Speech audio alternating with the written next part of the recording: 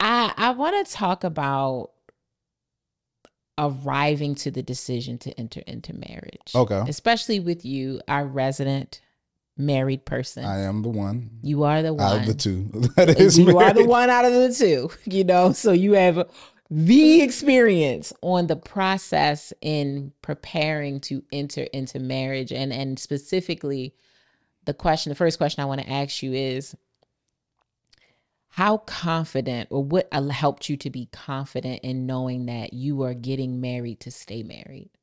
What led into that decision as you were coming up on this day? You already knew you would get married. You would propose, the wedding is being planned. But let's say you're 30, 60 days out from that. How do you know that, like, what I'm walking into, I feel super strongly that this is it for me? Well, that decision happened way before, or that mindset shift happened way before even I proposed. Mm-hmm. Like, I knew prior to wedding or proposal that this was somebody that I could see myself spending the rest of my life with. Mm-hmm. And it's really more about how it's not necessarily about the good times, right? Because you got good times with a lot of people. Yeah. That's never like, I feel like some people measure that. Like, how can I spend my life with this person off the good times? No. Once we go through some things, Mm-hmm. then I know if we could really stand the test of time, right? Mm-hmm. That's like even with a house or something. It's like when things are good and it's a sunny day and everything's good, you ain't measuring if a house could truly stand the test of time during those days. Yeah. It's like this hurricane came or this storm came or this tornado came That's it. and this joint's still up. Like, That's right. this house might be here for a while. Like, That's you know what I'm right. saying? So Adversity reveals character. for sure. Yeah. And that's how I feel like I measured it when it came to my relationship with Bree. Is like, I enjoy being around her. I love spending time with her. Mm-hmm. All those things are cool, but that's not the foundation. That's not the thing that's going to make this last a test of time. Yeah. We got to go through some things and see how we react and see how we interact and what's the posture and how we recover from these things. And we went through some things. And after we went through those things, seeing how we recovered, see how we communicated, it let me know that, okay, although we'll get better at how we communicate in the future, although we get better at the ways that we approach these things or the perspectives that we view these things that we're arguing about, the way and the intention about how we interacted when these situations came up in our lives showed me that in different moments, because I can't predict everything that we might encounter, but in these moments when we are put in that hot water and we are exposed to that flame and have to make a decision on how we're going to react, we react in a way that shows that we do love each other and care about each other and want to protect each other and be there for each other. However, there are just some things that we need to figure out. Yeah. So once I learned that and realized like, okay, we can get through some things, and I love being around this person and enjoy being around this person, then that made me realize like, okay, like, we're good. And this is somebody that I will feel like I would want to marry, because you can't predict every single thing. You can't predict every single situation. It's just more of, I'll say this, Bree and I were, or I was watching like a Navy SEALs like training, special forces. And basically they do all these different tests. They put people in these environments to simulate what it could actually be like when you actually go out into, live action.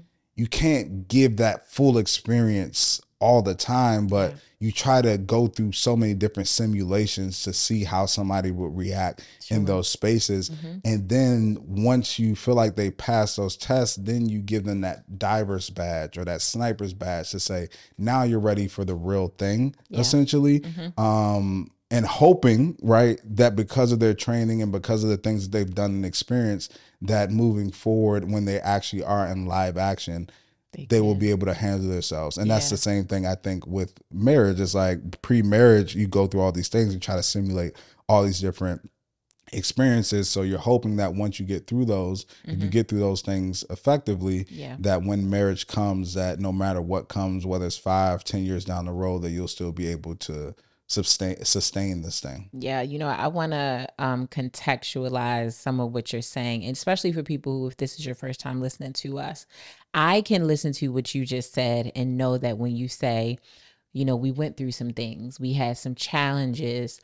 I know as your friend and the person who was around you as you were entering to this important part of your life, I know what that means, not even in specificity, just overall, I know what that means. And those challenges or those moments that are like storms, where you use the metaphor of like a house and a hurricane, there needs to be context around the reality of what is a challenge that makes sense for a relationship, that is okay to experience together. Doesn't mean that you all shouldn't be together, though, because life is going to have its challenges. It doesn't mean that you should check out on it just because life is a little hard sometimes.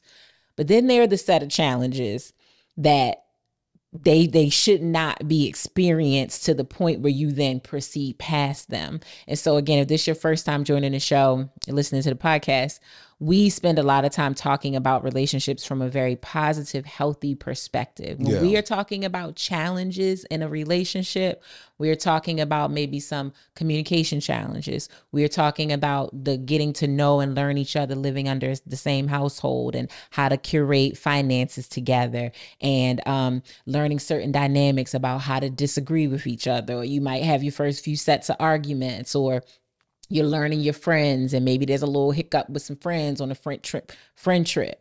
We're not talking about this person just cheating on you day in and day out, and that is challenging. Don't get me wrong, but that's not a challenge that you should try to keep working through and then get married on top of. Okay, so there are some that are just blatant, absolutely not. Challenges, a person could be beating you, hitting you, being really verbally and physically abusive to you. Not them challenges, y'all. No. Okay, not those. Not those. The challenges of learning how to do life in tandem with someone, right? Those are two different sets. Some of them challenges are throw the whole person away. The other ones are, okay, I'm learning, and yet this is still the person for me.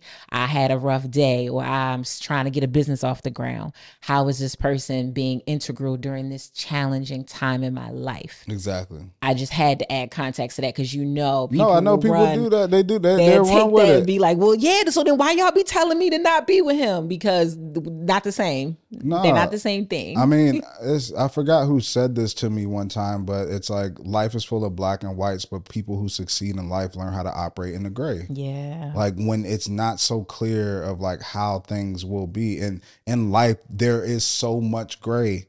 Like black and white. If somebody's hitting you, if somebody's raping you, if somebody's cheating on you, these things are black and white. Yeah. No.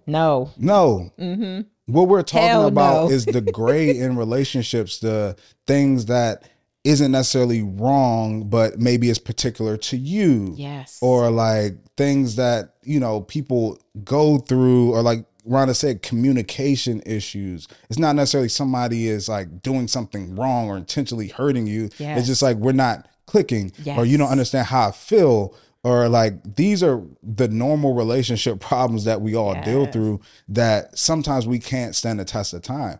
And it's the things of like, all right, I'm in a relationship or I'm dating somebody. What things am I willing to concede on, and what things am I not willing to concede on?